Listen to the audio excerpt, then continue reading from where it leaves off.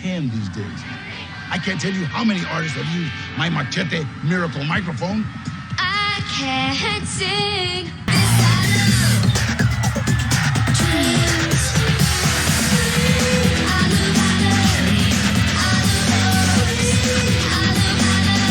Okay, I hope y'all put your comments in and let me know what you think this movie was.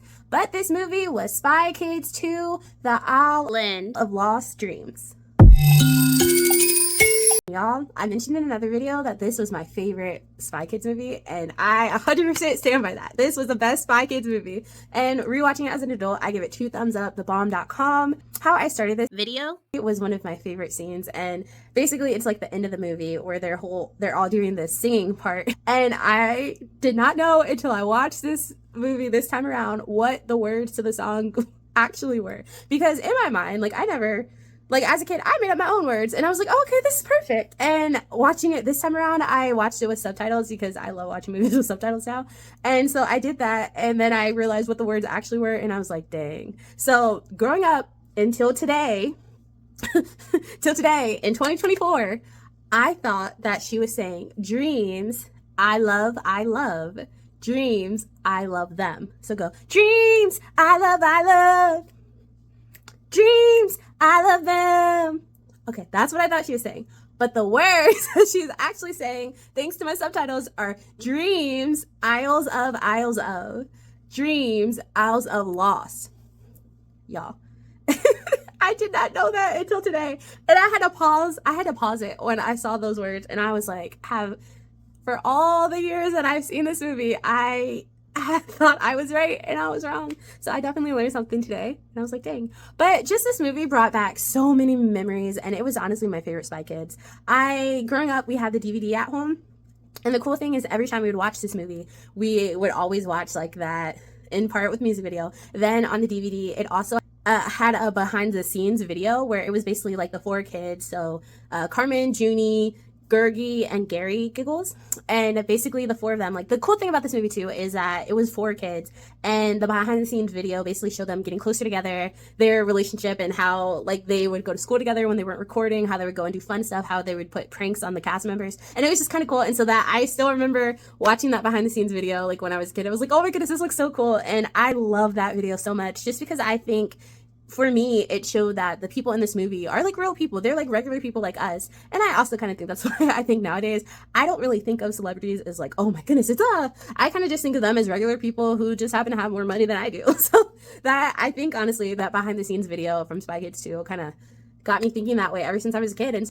But then also the Dreams Out of the Lost song, that was like such a big deal when this movie came out, because Carmen, Alexa Vega, she would actually go to like talk shows and perform this. Like, I remember, I think it was like Today's Show or something where she did a whole performance. There was a whole music video. Like, this was a big deal when this movie came out. And the movie itself, Spy Kids 2, was just as good as I remember. I had forgotten how the movie starts with them going to the amusement park with the President's Starter and all the crazy rides. Like the Juggler, like, y'all, that would never be a ride. Or like just all these different rides they had. I was like, there's no way this would ever be a real thing. But as a kid, I was always like, I would ride this. This is real. It looks so much fun. And just like the miniature zoo with all the animals and the geneticists who made it, I love that. I was like, oh my goodness, this is so cool. Like, if these were real animals, I thoroughly enjoyed that. Like, I feel like the thing I really liked about this movie is how it showed animals really do have feelings. And that's kind of like, there's this geneticist in the movie who creates these animals in his lab because he wants to sell miniature zoos to people. That way they can have a little bit of a zoo at home. And so he accidentally has a lab mix up, and he applies too much growth serum, and he makes them like big size. And so they basically go and spread out across all this island, and the creator is scared to go out because like the few times I have, they always wanted to attack me. And Junie tells him, he's like, they don't want to attack you, they just want to be with you and like just embrace you. And so towards the end of the movie, the geneticist actually goes, and he goes out there, and he's like scared to death, and then the animals go and they just come up to him and like lick him, and they're like thanking him. And I like, that unlocked something in my mind, and I was like, oh my goodness, like animals have feelings. And that was a big thing that this movie showed as a kid. Yeah, just the relationship between the Giggles and the Cortezes. That was probably the most frustrating part in this movie, is everything Gary Giggles said, Carmen had a crush on him, and so she would just automatically go with him. Like, she wasn't using her mind, she wasn't thinking. And so when she realized Gary was wrong and started supporting Junie, I was like, yes, that's the part, yes, finally. And it was just such a good movie. I thoroughly enjoyed it. It had characters out there, like Flute was in it, Minion was in it from the first movie, the Thumbs were in it, the Thumbs were in it. So it had like people from the first movie kind of like thrown into this one too. And then it elaborated and had new movies, like you got to see more about the OSS, which always looked so cool as a kid. And I loved Ralph so much. I remember as a kid, I was scarred when Gary Giggles stepped on Ralph and broke him. I was upset at that. And I was like, oh my goodness. But then he comes back and yeah, but that always broke my heart as a kid. I was like, no, Ralph, you're so sweet. You know, you have no words. You're just like an object, but you can do so much and you were so precious. And it was just, I just thought this was a cool movie. And of course the characters you show grow throughout it. At the end of the movie, Junie's like, I don't want to be a spy anymore, so he goes off to start his own detective agency. And if I remember, that's kind of how like number 3 picks up, but I haven't seen 3, so I get to 3 yet, game over. So but I want to say he's still a detective then and he gets roped back in. But yeah, it was just a really good movie. You saw the relationship between Junie and like the president's daughter, which is so over the top because they have the Secret Serviceman being like extra dramatic in this, and it was just a very entertaining movie. Like so many moments were unlocked while I was watching this.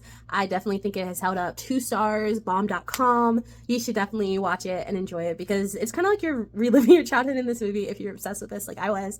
But yes, I thoroughly enjoyed this movie. It was very good. See you guys in the next video. This has been another episode of Real Talk with Noelle.